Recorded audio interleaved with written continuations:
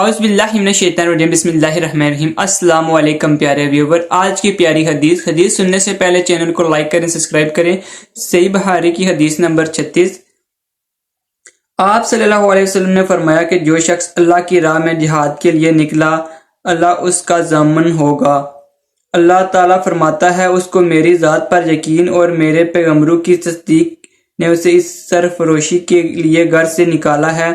میں اس بات کا ضامن ہوں کہ یا تو اس کو واپس کر دوں ثواب اور مال غنیمت کے ساتھ، یا شہید ہونے کے بعد جنت میں داخل کر دوں۔ رسول صلی اللہ علیہ وسلم نے فرمایا، اور اگر میں اپنی امت پر اس کام کو دشوار نہ سمجھتا تو لشکر کا ساتھ نہ چھوڑتا، اور میری خواہش ہے کہ اللہ کی راہ میں مارا جاؤں، پھر زندہ کیا جاؤں، پھر مارا جاؤں، پھر زندہ کیا جاؤں، پھر مارا جاؤں۔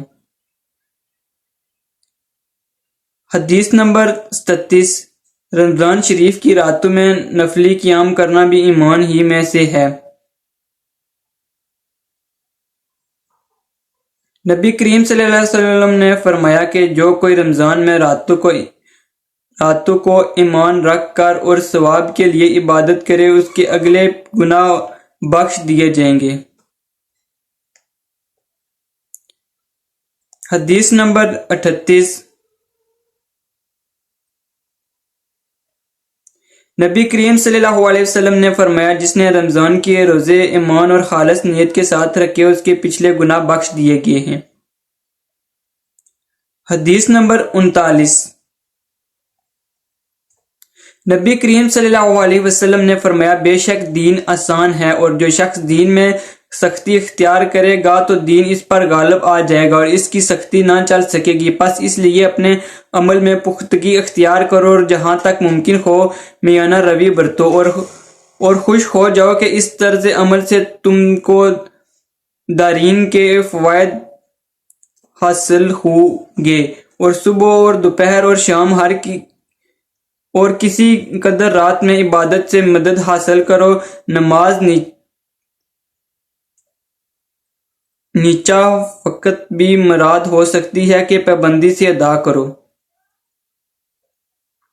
حدیث نمبر 40۔ نماز ایمان کا جزو ہے۔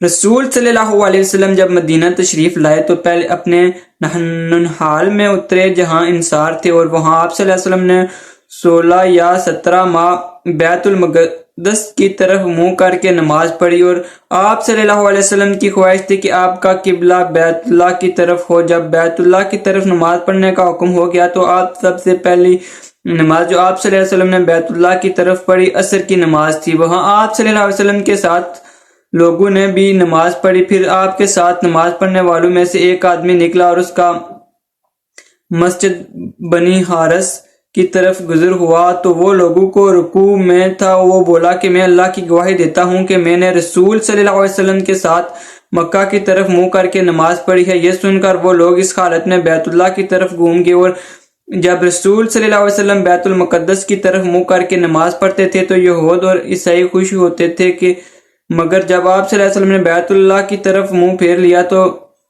انہیں یہ امر ناگوارا ہوا۔ ظاہر ایک روی کہتے ہیں کہ ہم سے ابو اسحاق نے برا سے یہ حدیث بھی نقل کی ہے کہ قبلے کی تبدیلی سے پہلے کچھ مسلمان انتقال کر چکے تھے تو ہمیں یہ معلوم نہ ہو سکا کہ ان کی نمازوں کے بارے میں کیا کہیں۔ تب اللہ یہ آیت نازل کی کہ وَمَا كَانَ اللَّهُ لِيُضِيعَ إِيمَانَكُمْ